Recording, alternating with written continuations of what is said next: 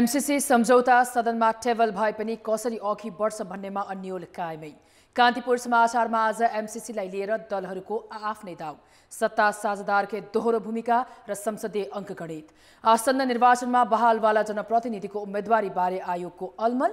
जीवन रक्षाका लागि भन्दै तपाईले खाइरहनु भएको औषधिले कतै उल्टै हानि त पुर्याइरहेको छैन। बजारमा गुणस्तरहीन औषधिको बिगबिगीबारे सहकर्मी कृपाल गौतमको रिपोर्ट। यसका साथै भाषा सम्बन्धी स्पष्ट नीतिको अभावमा 40% मातृभाषा सङ्कटमा परेको सम्बन्धी सामग्री। अनि खेलकुदमा नेपाल T20 विश्वकप ग्लोबल छनौटको सेमी फाइनलमा पुग्न सफल लगायतका समाचार। नमस्कार, अब मुख्य समाचार। संसदमा टेबल भएको एमसीसीको पक्ष विपक्षमा दलहरूको दौडधुप, छिटो पारित गर्ने कांग्रेसको रणनीति, माओवादी केन्द्र र एकीकृत समाजवादी संशोधनको अडानमा। संशोधन नभएको एमसीसीको यो प्रस्तावलाई यसको प्रस्तावको पक्षमा नउभिने, यसलाई असफल पार्ने भन्ने हाम्रो पार्टीको निर्णय छ। गुणस्तरहीन औषधिको बिक्री वितरणले जनस्वास्थ्यमा गम्भीर खेलबाड, 10% औषधि गुणस्तरहीन हुने गरेको सरकारकै स्वीकारोक्ति, अनुगमन र कारबाही फितलो। 15 वर्ष अघि निर्माण सुरु भएको महाकाली सिँचाइ आयोजनाको प्रगति 17% मात्रै, मुआब्जा विवाद र बजेट अभावको बहाना।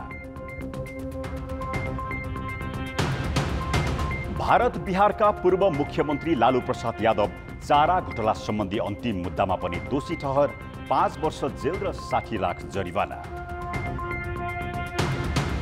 र समूह विजेता बन्दै नेपाल T20 विश्वकप ग्लोबल छनौटको सेमिफाइनलमा क्यानाडामाथि 8 विकेटको सहज जित, फाइनल प्रवेशका लागि UAE सँग खेल्ने।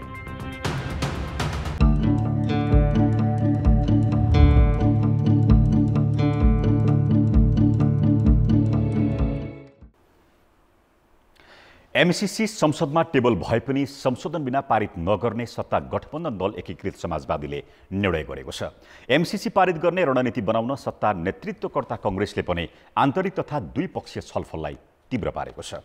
गठबन्धनका शीर्ष नेताहरूको बैठकमा एमसीसी सदनमा टेबल गर्ने सहमति गरेपछि पार्टीभित्र बढ्दो विवादकै बीच एकीकृत समाजवादीले आज सचिवालय बैठक बोलाएको हो। बैठकले एमसीसी संशोधन नभए विपक्षमा उभिने निर्णय गरेको छ। एमसीसीलाई आजको अवस्थामा अर्थात् संशोधन नभएको एमसीसीको यो प्रस्तावलाई यसको प्रस्तावको पक्षमा नउभिने, यसलाई असफल पार्ने भन्ने हाम्रो पार्टीको निर्णय छ। त्यही कुरा आज पनि हामीले पुनर्निर्णय गरेका छौँ र हामी एमसीसीको यो प्रस्तावको विपक्षमा उभिनेछौँ। सरकारको नेतृत्व गरेको नेपाली कांग्रेसले भने एमसीसी पारित गर्ने सहमति जुटाउन सत्ता गठबन्धनका शीर्ष नेताहरूसँगको भेटवार्तालाई तीव्र पारेको छ। कांग्रेस नेता रामचन्द्र पौडेलले आज माओवादी केन्द्रका अध्यक्ष पुष्पकमल दाहाल, समाजवादीका अध्यक्ष माधव कुमार नेपाल र जसपाका अध्यक्ष उपेन्द्र यादवसँग भेटवार्ता गरेका छन्। दाहालले गठबन्धन पनि नटुट्ने र एमसीसी प्रक्रियाबाटै टुङ्गिने बताएका थिए। भेटवार्तामा एमसीसी पारित गर्ने र गठबन्धनलाई 3 तहकै निर्वाचनसम्म लैजाने विषयमा कुराकानी भएको पौडेलको सचिवालयले जनाएको छ।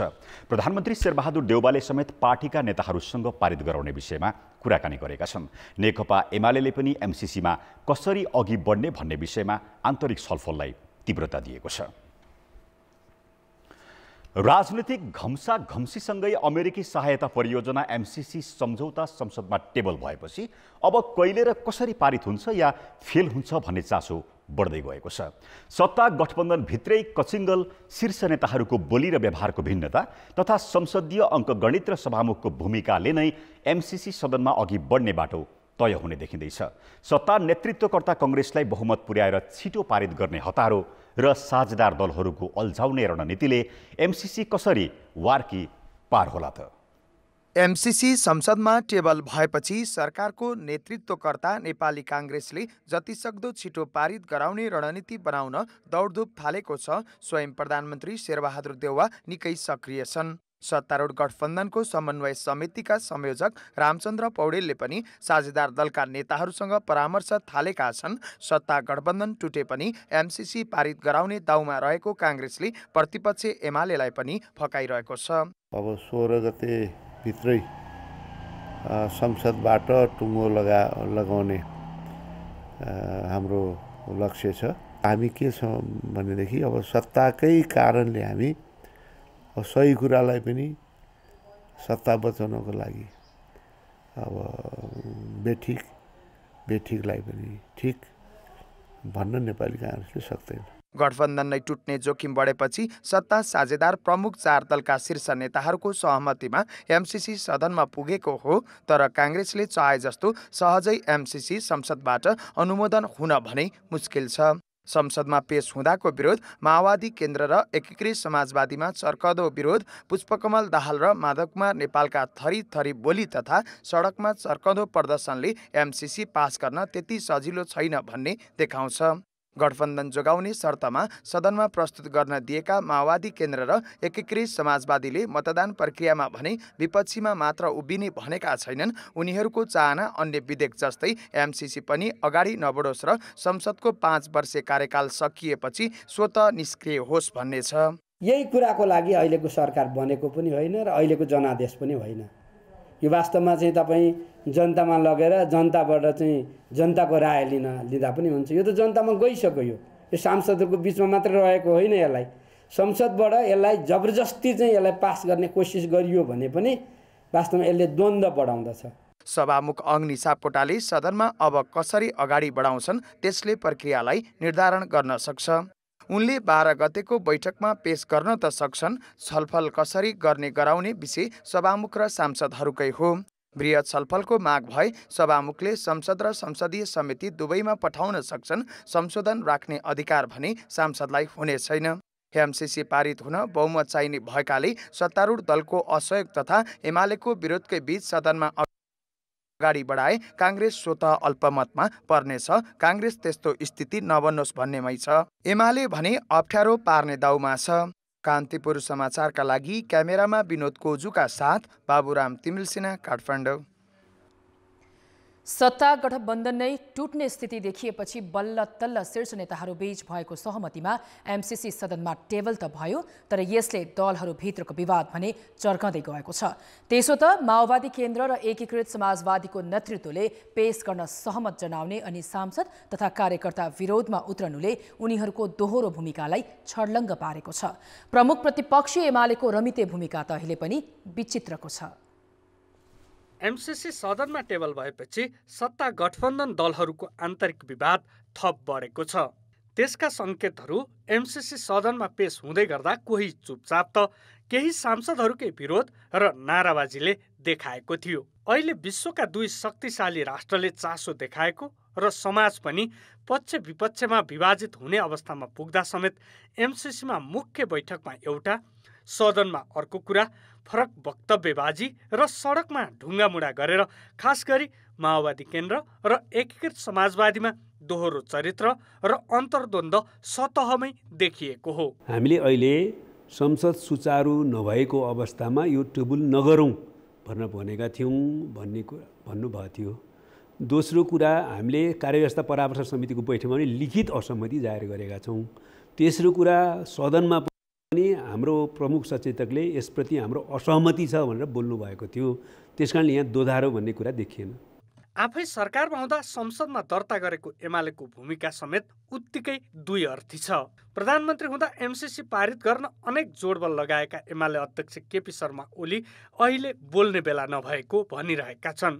जबकि एमसीसी सदनमा अघि बढिसक्यो, अब संसदको अवरोध हटाउने र मतदानका बेला कता उभिने भन्नेमा मुख नखोले पनि एमाले जस आफूले लिने, अपजस प्रतिस्पर्धीलाई देखाउन खोज्दैछ।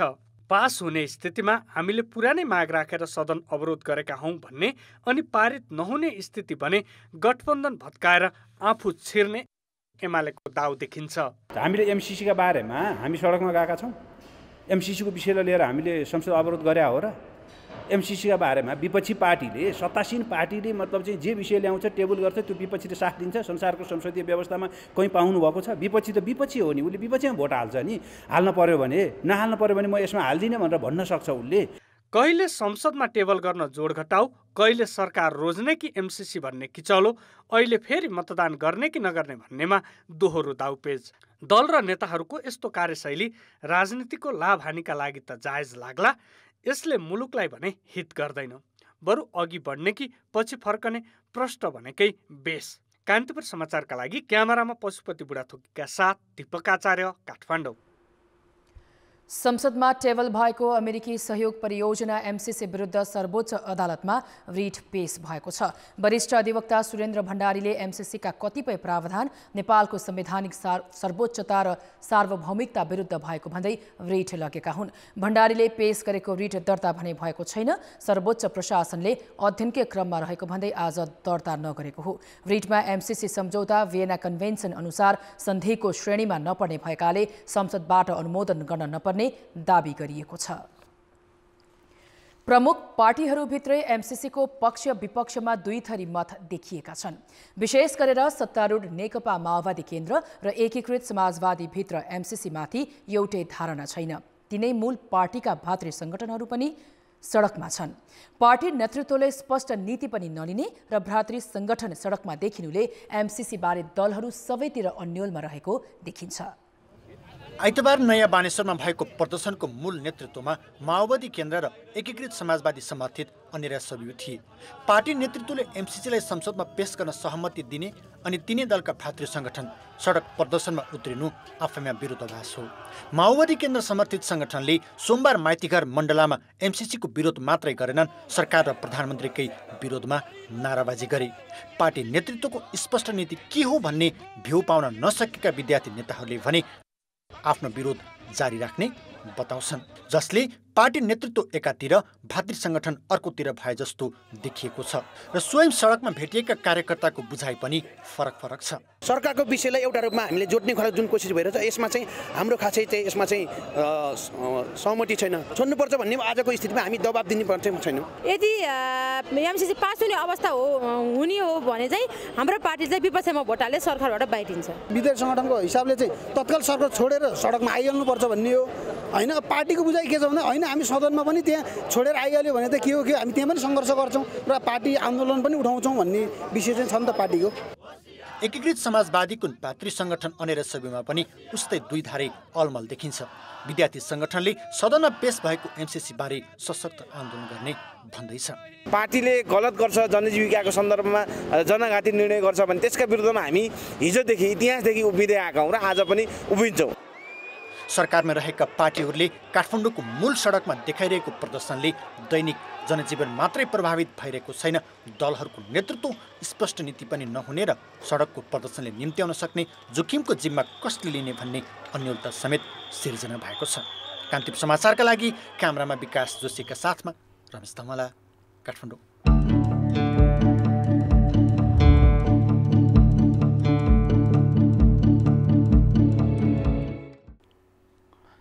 अब बाँकी समाचार।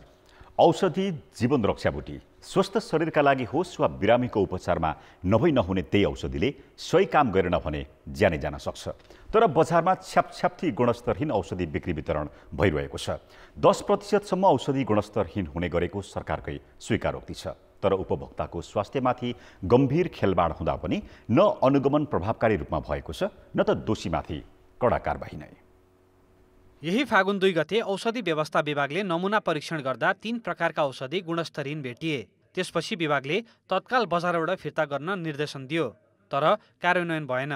मिभिड सी नामको भिटामिन सी फिर्ता लैजान भनिएको मध्येको एउटा हो, जुन पसलहरूमा बिक्री वितरण भइरहेको छ। औषधि विभागले गरेको अनुगमनबाट गएको 6 महिनामा मात्र 10 थरीका औषधि गुणस्तरहीन पाएको छ। नेपालमा उत्पादन हुनेदेखि आयात गरिने औषधिसम्म यसमा पर्छन्। अनुगमनमा सप्लिमेन्ट औषधिदेखि प्रतिरोधात्मक क्षमता बढाउने सम्मको औषधि गुणस्तरहीन पाइने गरेको छ। अझ पछिल्लो समय त भिटामिन, क्याल्सियम भन्दै आफू खुसी सप्लिमेन्ट औषधि प्रयोग गर्ने गरेका छन्। कहिलेकाहीँको हाड जोड दुख्ने यताउता गर्दा ल यस्तो खा नि त, यो भिटामिन खा, अनि यसले पनि अलि इम्प्रुभ हुन्छ कि भन्ने हुन्छ, त्यही भएर चाहिँ हामी किन्ने गरिरहेका छौँ। पछिल्लो समयमा चाहिँ जस अब व्यापारी सप्लिमेन्टकै छ जस्तो लाग्छ है। खासमा राम्रो जान्छ भनौँ सप्लिमेन्ट्रीहरू। अनि विदाउट रिस्ट्रिक्सन भन्नुभयो त्यसमा चाहिँ अब जस्तो भिटामिनहरू अब यो कोभिड पछाडिको केसमा कुरा गर्दाखेरि चाहिँ भिटामिन सी, बी, डी, जिङ्कहरू यिनीहरू चाहिँ यतिकै नर्मली लिन आउने चाहिँ अलिक बढी नै हुनुहुन्छ। औषधि व्यवस्था विभागले बेच्नै नहुने भनेका यस्ता सप्लिमेन्ट औषधिहरूको दर्ता खाद्य प्रविधि तथा गुण नियन्त्रण विभागमा गरेर धमाधम बेचिँदैछ। उसले यो आर्थिक वर्षमा मात्र 800 भन्दा बढी यस्ता सप्लिमेन्ट औषधिलाई दर्ता गरेको छ, जबकि औषधि विभागले प्रतिबन्ध लगाएका यी औषधि स्वास्थ्यका लागि हानिकारक छन् र बिक्री वितरण नै गर्न पाइँदैन। खाद्य हो कि औषधि हो भन्ने हिसाबमा यो नितान्त औषधि हो र अहिलेको तपाईले कानुनको हिसाबले भन्नुहुन्छ भनेदेखि अहिले बजारमा भएका अधिकांश फिड सप्लिमेन्टहरू औषधि व्यवस्था विभागको 2040 सालको राजपत्रमा प्रकाशित भएको प्रतिबन्धित औषधिको सूचीभित्र पर्छन्। खाद्य र औषधि व्यवस्था विभागको एक खालको खाद्यले यो फुड सप्लिमेन्ट हो भन्ने हामीले लाइसेन्स दिनुपर्छ भन्ने खालको एउटा निर्देशिका बनाएर उसले गरिराखेको छ, त्यो पनि गैर कानुनी छ। नेपालमा करिब 26,000 औषधि पसलहरू दर्ता छन्। काठमाडौँ उपत्यकामा मात्र 6,000 भन्दा धेरै औषधि पसल छन्। तर औषधि व्यवस्था विभागले प्रभावकारी अनुगमन नगर्दा गुणस्तरीन औषधिहरू बिक्री वितरण हुने गरेको छ। बजारमा कस्ता औषधि छन् र खान मिल्ने हुन् या होइनन् भन्ने समेत उपभोक्तालाई यकिन हुन सक्दैन। विभागले भने काठमाडौँमा जम्मा 6 जना र बाँकी जिल्लाहरूमा 2 जनाका दरले मात्र जनशक्ति हुँदा नियमन र कारबाही प्रक्रिया प्रभावकारी हुन नसकेको बताउँछ। कुनै स्ट्याटिस्टिकल बेस भएर चाहिँ स्याम्पलिङ हामीले गरे होइन, हामीले खालि चाहिँ अब हाम्रो क्षमता पनि कम भएको, जनशक्ति कम भएको भएर हाम्रो चाहिँ स्ट्याटिस्टिकल रिप्रेजेन्ट यसले गर्दैन। तर पनि के छ त भन्दा जहाँ जहाँ अनुगमनमा हामी गएको छौँ त्यो चाहिँ यो चाहिँ जोखिममा आधारित भएर त्यस्ता सूचीहरूको हिसाबले चाहिँ हामीले सङ्कलन गरिरहेको अवस्था हो। नेपालमा 1300 औषधिका 25,000 ब्रान्ड बजारमा पाइन्छन्। त्यसैले अनुगमनको क्षमता नबढाउने हो भने आम नागरिकले नक्कली र गुणस्तरहीन औषधि उपयोग गर्नुपर्ने बाध्यता कायमै रहने मात्र होइन, झन बढ्न सक्छ। कान्तिपुर समाचारका लागि जिल्ला सहकर्मीहरू र क्यामेरामा राजेन्द्र महर्जन र विकास जोशीका साथ कृपाल गौतम, काठमाडौँ। अब जनमतको अन्तिम परिणाम। जनमतमा हिजो हाम्रो प्रश्न थियो, पटक पटक पेट्रोलियम पदार्थको मूल्य वृद्धि हुँदा पनि इन्धनको कर घटाउनेतर्फ सरकारले किन चासो नदिएको होला? ए, कसैले आवाज नउठाएर, बी, राजस्वमा इन्धनकै भर, र सी, अन्य आय स्रोत नभएर। जनमतको अन्तिम परिणाम यस्तो छ, ए, कसैले आवाज नउठाएरमा 51%, बी, राजस्वमा इन्धनकै भरमा 37%, र सी, अन्य आय स्रोत नभएरमा 12%। अब आजको प्रश्न। जनमत हाम्रो प्रश्न छ, गुणस्तरहीन औषधि छ्यापछ्याप्ती हुँदा पनि सरकारले किन अनुगमन नगरेको होला? ए, स्वास्थ्यप्रतिको हेलचेक्र्याई, बी, कालोबजारीको बोलवाला, र सी, जनशक्ति अभाव। जनमतको अन्तिम परिणाम भोलि बेलुकी 8 बजेको कान्तिपुर समाचारमा प्रसारण गर्नेछौँ। कृपया न्युज स्पेस ए, बी वा सी टाइप गरी 34001मा SMS गरी आफ्नो मत व्यक्त गर्नुहोला। 2063 सालमा महाकाली नदीको पानी सिँचाइका लागि खेतसम्म पुर्याउने सरकारले घोषणा गर्दा कञ्चनपुरका बासिन्दा उत्साहित मात्र भएनन्, जीवनमा नयाँ अध्यायको सुरुवातका रूपमा लिएका थिए। सिँचाइ सुविधा नहुँदा बाँझै रहने खेतबारीमा महाकाली सिँचाइ आयोजनाको पानीले लह लह झुलेका बालीको कल्पना गर्न थालेका कञ्चनपुरवासीको सपना अझै पूरा भएको छैन। राष्ट्रिय गौरवमा समावेश यो आयोजना सुरु भएको 1.5 दशकमा 17% मात्र भौतिक प्रगति भएको छ। आयोजना कहिले सकिन्छ भन्ने यकिन समेत छैन। कञ्चनपुरको 50,220 बिघामा सिँचाइ पुर्याउने गरी महाकाली सिँचाइ आयोजना निर्माण सुरु भएको 15 वर्ष भयो। 2063 सालमा 35 अर्ब रुपैयाँ लागतमा निर्माण सुरु भएको यो आयोजना 2074-75 सम्म सकिने भनिए पनि आयोजनाको काम अझै 83% बाँकी छ। 151 किलोमिटर मूल नहर निर्माण गर्नुपर्नेमा यो 15 वर्षमा 9% मात्रै काम सकिएको छ। त्यस्तै 49 किलोमिटर लामा 22 वटा शाखा नहर निर्माणको काम सुरु नै भएको छैन। वर्षौंदेखिको जग्गा मुआब्जा विवाद समाधान भएको छैन। 18,000 बिघा जमिन अधिग्रहण गर्नुपर्नेमा 150 बिघा मात्रै अधिग्रहण भएको छ। हालसम्म 11% मात्रै बजेट खर्च भएको छ। तर आयोजना कार्यालय भने बजेट अभावको बहाना देखाउँदै आएको छ। लोन अथवा सहयोग नभइकन चाहिँ हाम्रो नेपाल गभर्मेन्टको रिसोर्सबाट अलिकति रिसोर्स नपुगै हुन्छ होइन। त्यो भने अब थोरै छुट्याउनु हुन्छ। अब जे छुट्यायो त्यही अनुसार हामीले काम गर्ने, जति बजेट एलोकेटेड छ त्यही अनुसार चाहिँ अगाडि काम गर्छ र त्यसले गर्दा अलिकति ढिलो हुन कारण त्यो पनि हो एउटा। आयोजना सम्पन्न भए कञ्चनपुरका 50% नागरिकमा सिँचाइ सुविधा पुग्नेछ। तर पानी आउला र खेतीपाती उब्जाउला भनेर बसेका किसान प्रगति देखेर निराश बनेका छन्। हाम्रो ह्यान्डपाइप पनि छैन, केही छैन। बोरिङ ठोक्दाखेरि पैसा धेरै लाग्छ हाम्रो। हामी त गरिबी जनता छौँ यता। ह्यान्ड पाइपमा पानी आउँदैन, के गर्ने? पानीको हामीलाई धेरै समस्या भएको छ। नहर छोडे त माथि नै ह्यान्ड पाइपमा पनि पानी आउने थियो। हामीलाई पानीको अभाव नै अभाव छ। खेतीपाती पनि हाम्रो त्यस्तै भएछ, सुकेर जान्छ। खेतीपाती गर्नलाई पनि अभावै छ हाम्रो पानी नभएर। नहरमा पानी फालिदियो भने सबको लागि सुविधै सुविधा हुन्थ्यो। हाम्रो खानालाई पनि पानी नै छैन हाम्रो लागि त। पर्याप्त गृह कार्य नगरी आयोजना सुरु गर्ने र कार्यान्वयनमा गाम्भीर्यता र प्रतिबद्धता नहुँदा आयोजना अलपत्र पर्ने गरेका हुन्। पहिले पूर्वाधारहरू बनिसकेपछि अनि यो घोषणा गर्नु पर्यो। पूर्वाधारै नबन्दाखेरि, अध्ययन नै नहुँदाखेरि चाहनाको भरमा चाहिँ योजनाहरू राख्नु भएन। अध्ययन भएका योजनाहरूलाई त्यसमा राख्ने, राष्ट्रिय प्राथमिकता दिएर राख्ने, अनि त्यसपछि त्यसमा कार्यान्वयन गर्ने र त्यही समयमा नयाँ जुनहरू बनाउनु छ त्यसको अध्ययनतिर जाँदै गएर अनि त्यसपछि सुरु गर्यो भनेदेखि त्यो पाइपलाइनमा चाहिँ क्रमशः आउँछ। पर्याप्त तयारी, भौगर्भिक अध्ययन र स्पष्ट कानुनी व्यवस्था बिना सुरु गरिने आयोजना जग्गा मुआब्जा विवाद, स्थानीय राजनीति, बजेट अभाव जस्ता बहानामा वर्षौं अलपत्र पर्ने गर्छन्।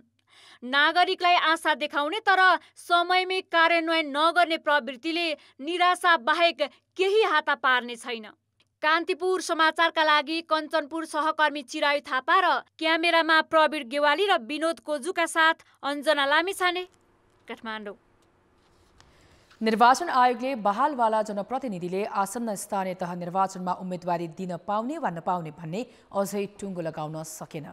स्थानीय तहको निर्वाचन घोषणासँगै चुनावको तयारी गरेको आयोगले जनप्रतिनिधिले सार्वजनिक पद धारण गरेको व्याख्यामा कानुनी अन्योलता रहेकाले स्पष्ट निर्णय नभइसकेको जनाएको हो।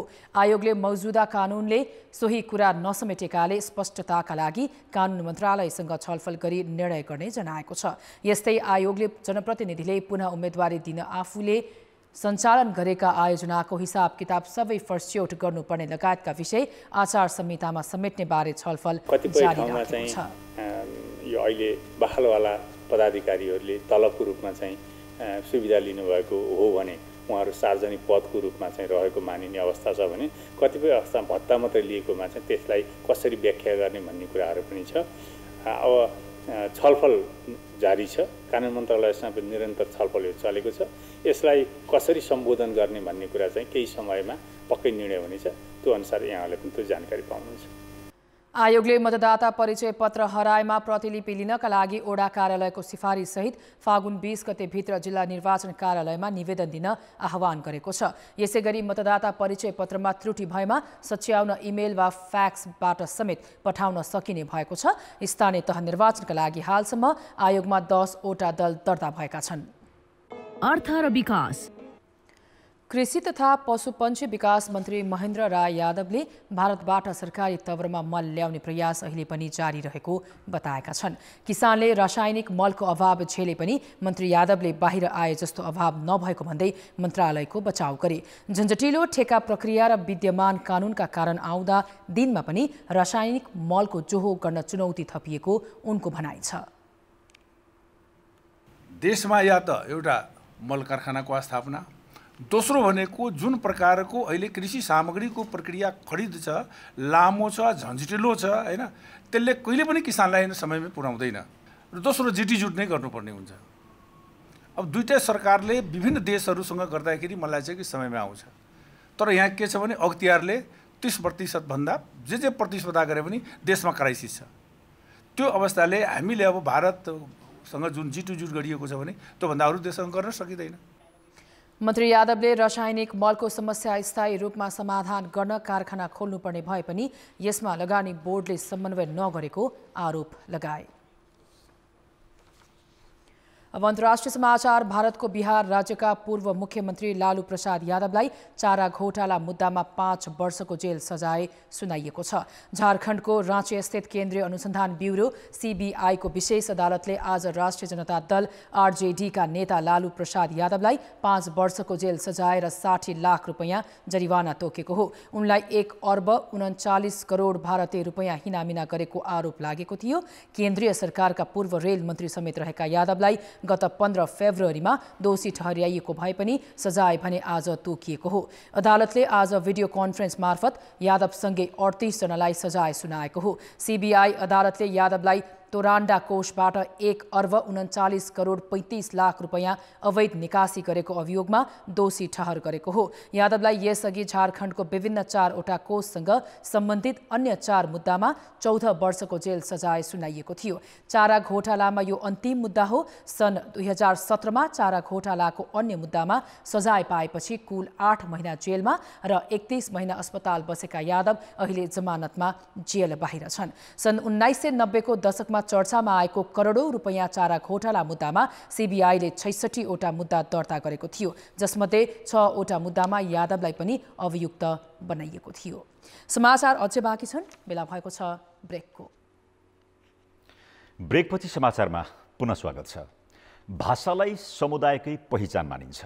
नेपालमा 131 भाषा छन्, तर तीमध्ये आदिम समुदायले बोल्ने 40% भाषा सङ्कटमा परेका छन्।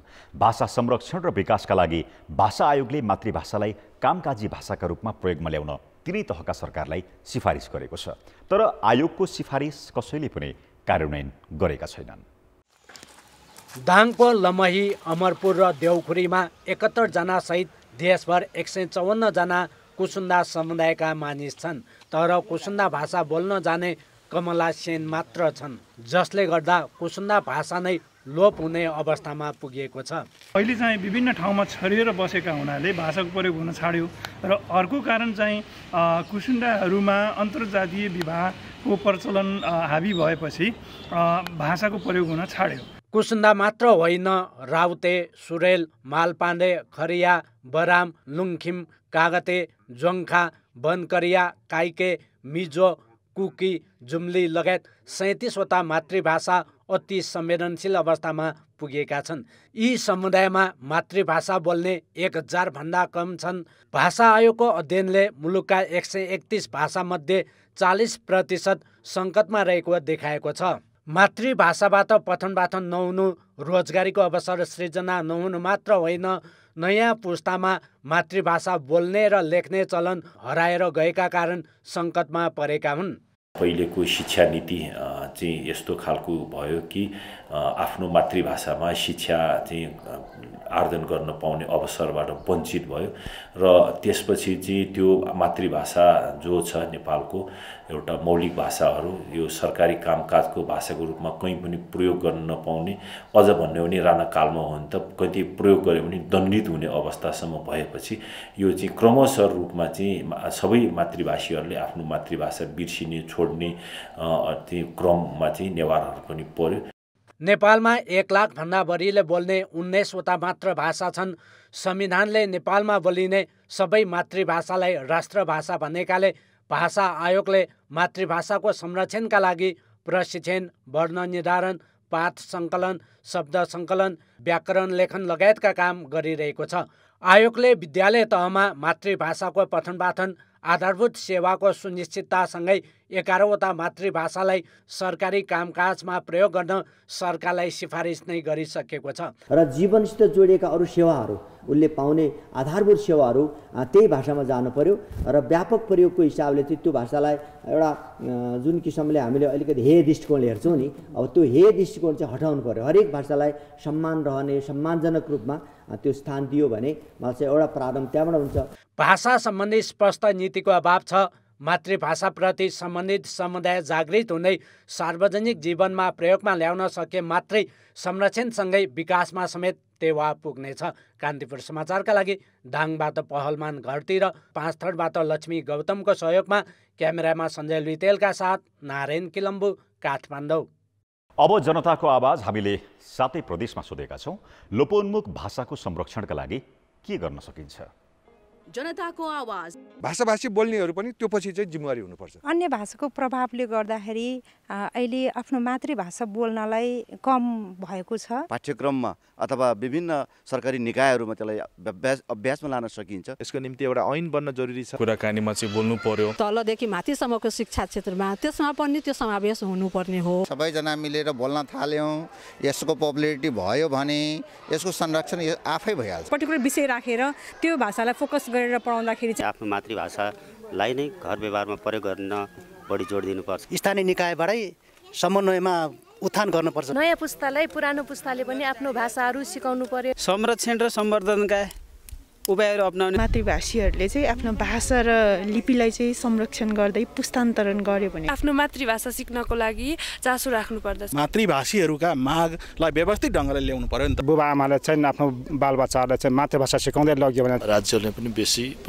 प्राथमिकतामा राख्नुपर्छ। जनप्रतिनिधिहरूले टोल टोलमा अभियान चलाउनु पर्यो। प्रशिक्षणका कार्यक्रमहरू ल्याउने, आफ्नो भाषा सिक्नुपर्छ, जानेकोहरूले सिकाउनु पर्यो। बच्चाहरूलाई चाहिँ हामीले फोकस गरेर यो मातृभाषा सिकाउनु जरुरी छ। सानोबाट नै बाआमाले बच्चालाई आफ्नो भाषा सिकाउने। खेलकुद समाचार। नमस्कार, कान्तिपुर खेलकुद समाचारमा स्वागत छ। नेपाल आइसिसी टी20 विश्वकप ग्लोबल छनौटको समूह विजेताका रूपमा सेमिफाइनलमा प्रवेश गरेको छ। आज भएको समूहको अन्तिम खेलमा नेपालले क्यानाडालाई 8 विकेटले हरायो। यो सँगै समूह बीमा रहेको नेपालले 3 खेलमा 100% नतिजा निकाल्यो। ओमानको अल अमारत क्रिकेट मैदानमा टस जितेर ब्याटिङ रोजेको क्यानाडालाई नेपाली बलरले उत्कृष्ट प्रदर्शन गर्दै 15 ओभर 80 रनमा अल आउट गरे। कप्तान सन्दीप लामिछानेले 3, कमल सिंह ऐरी र अविनाश बोहराले 2-2 विकेट लिए। कमलले पहिलो ओभरमै ओपनर म्याथ्यू स्पुअर्सलाई 0मा आउट गरेका थिए। क्यानाडाले 48 रनमा 9 विकेट गुमाएको थियो। कप्तान नवनीत धालिवाल 18 र रायन पठान 14 रनमा मैदान बाहिरिए। रविन्द्रपाल सिंह, हमदा तारिक, साद बिन जाफर, हर्ष थाकर र जुनेद सिद्दिकीले दोहोरो रन छुन सकेनन्। 10औं विकेटका लागि दिलोन हेलिगर र साइमन नाजरले 32 रनको साझेदारी गरेका थिए। दिलोनले अभिजित 24 र साइमनले 10 रन जोडे। जवाफमा नेपालले 14 ओभर 1 बलमा 2 विकेट गुमाएर लक्ष्य पूरा गर्यो। आसिफ शेख 17 रन र कुशल मल्ल 0मा आउट भएका थिए, तर कुशल भुर्तेले 34 र दिपेन्द्र सिंह ऐरीले 27 रनको योगदान दिए। कलिम साना र सलमान नजरले 1-1 विकेट लिए। नेपाल 3 खेलमा 6 अङ्क जोड्दै समूह बी को शीर्ष स्थानमा रह्यो। ओमान पनि 4 अङ्कका साथ समूह उपविजेताका रूपमा अन्तिम 4मा पुगेको छ। आजै भएको अर्को खेलमा ओमानले फिलिपिन्सलाई 9 विकेटले हरायो। टस जितेर ब्याटिङ गरेको फिलिपिन्स 15 ओभर 2 बलमा 36 रनमा अल आउट भएको थियो। ओमानले 17 बलमा मात्र 1 विकेट गुमाएर लक्ष्य पूरा गर्यो। सेमिफाइनलमा नेपालले युएई र ओमानले आयरल्यान्डसँग खेल्नेछन्। फाइनल पुग्ने दुई टिमले विश्वकपमा स्थान सुरक्षित गर्नेछन्। नेपाल डेब्यू गरेको 8 वर्षपछि दोस्रो पटक विश्वकप खेल्नबाट मात्र 1 जितले पछि छ। सेमिफाइनलका खेल भोलि नै हुनेछन्। यसैबीच प्रधानमन्त्री शेरबहादुर देउवाले सेमिफाइनल पुग्न सफल नेपाली टिमलाई बधाई दिएका छन्। उनले नेपाल विश्वकपमा छनौट हुनेमा आशावादी रहेको भन्दै शुभकामना व्यक्त गरेका छन्। समूह एबाट आयरल्यान्ड र युएई सेमिफाइनलमा प्रवेश गरे। आयरल्यान्ड समूह विजेता र युएई उपविजेताका रूपमा अन्तिम 4मा पुगेका हुन्। आज भएको खेलमा आयरल्यान्डले जर्मनीलाई 7 विकेटले पराजित गर्यो। टस हारेर ब्याटिङ गरेको जर्मनीले 20 ओभरमा 7 विकेट गुमाएर 107 रन बनाएको थियो। माथिल्लो क्रमका 3 ब्याट्सम्यान सिंगल रनमा पवेलियन फर्किए। थाला खान र जस्टिन बोर्ड 9-9 तथा मिचेल रिचर्डसन 6 रनमा आउट भए। फैजल मुबाशिरले अभिजित 45 र डेलान ब्लाइक्टनले 22 रन जोडे। जोस लिटिल र मेकब्राइनले 2-2 विकेट लिए। जवाफमा आयरल्यान्डले 13 ओभर 1 बलमा 3 विकेट गुमाएर लक्ष्य पूरा गर्यो। अर्को खेलमा बहराइनसँग 2 रनले पराजित भए पनि युएई अन्तिम 4मा प्रवेश गर्यो। टस जितेर ब्याटिङ गरेको बहराइनले 20 ओभरमा 5 विकेटको क्षतिमा 172 रनको योगफल बनाएको थियो। ओपनर मोहम्मद युनिस 0मा आउट भए। सरफराज अलीले 32 रन बनाएका थिए। उमर इम्तियाजले 42 र डेभिड म्याथियसले अभिजित 46 रन जोडे। जवाफमा युएईले 20 ओभर 6 विकेट गुमाएर 170 रन जोड्यो। युएईका लागि अरविन्द नायक साबित भए। उनले अभिजित 82 रनको योगदान गरे। यदि बहराइनले युएईलाई 157 रन भन्दा कममा रोकेको भए अन्तिम 4मा स्थान बनाउने थियो, तर सफल हुन सकेन। ब्रिगेड बोइज शहीद स्मारक ए डिभिजन लिगको रेलिगेसनमा परेको छ। आज भएको खेलमा सातोबाटो युथ क्लबसँग 3-2 गोलले पराजित भएपछि ब्रिगेड बोइज जारी सिजन रेलिगेसनमा पर्ने दोस्रो टोली बनेको हो। दशरथ रङ्गशालामा भएको खेलमा ब्रिगेड बोइज शीर्ष डिभिजनमै रहने सम्भावना जीवितै राख्न जित्नै पर्ने दबावमा मैदान उत्रिएको थियो। 13औं मिनेटमा सातोबाटोले सुशील राईको गोलमा अग्रता लियो। त्यसको 3 मिनेटमा नै ब्रिगेड बोइजका इबोडे आउटोले बराबरी गोल फर्काए। 18औं मिनेटमा दीपक राज सिंह ठकुरीले गोल गरेपछि सातोबाटो पहिलो हाफमा 2-1 ले अघि थियो। 51औं मिनेटमा रोशन राणा मगरले गोल गर्दै ब्रिगेड बोइजको आशा जीवितै राखे, तर 87औं मिनेटमा निरज चौधरीले गोल गरेपछि सातोबाटो विजयी हुँदा ब्रिगेड बोइजको ए डिभिजन यात्रा समाप्त भयो। यो सँगै जारी सिजन बी डिभिजनमा झर्ने 2 टोलीको टुङ्गो लागेको छ। च्यासल युथ क्लब यसअघि नै रेलिगेसनमा परिसकेको छ। ए डिभिजन लिगको उपाधि भने मछिन्द्र फुटबल क्लबले जितिसकेको छ। प्रशिक्षक सनोज श्रेष्ठको नेतृत्वमा सातोबाटो युथ क्लब गत संस्करणको शहीद स्मारक बी डिभिजन लिग च्याम्पियन बन्यो। डेब्यू सिजनमै सातो बाटोले जायन्ट किलरको छवि बनाएको छ। यही सातो बाटो ब्रिगेड बोइज क्लबको ए डिभिजन यात्रा समाप्त पार्ने कारण पनि बन्यो। संयोग कस्तो भने ब्रिगेड बोइजको प्रशिक्षक पनि सनोज नै हुन्, अर्थात् उनैले एमा पुर्याएको सातो बाटोले ब्रिगेड बोइजलाई रेलिगेसनमा झार्यो। यो सँगै जारी सिजन नेपाली राष्ट्रिय फुटबल टिमका 2 पूर्व कप्तान विराज महर्जनको च्यासल युथ क्लब र अनिल गुरुङको ब्रिगेड बोइज बीबीसी दोस्रो डिभिजनमा घटुवा भए। ब्रिगेड बोइज जित हात पार्दै शीर्ष डिभिजनमै रहने झिनो आशा जीवितै राख्ने लक्ष्यसहित सोमबार मैदान उत्रिएको थियो। तर दशरथ रङ्गशालामा भएको 12औं चरणको नतिजा उसको पक्षमा आएन। सातो बाटोसँग 3-2 गोलले पराजित भएपछि बीबीसी यो सिजन रेलिगेसनमा पर्ने दोस्रो टोली बन्यो।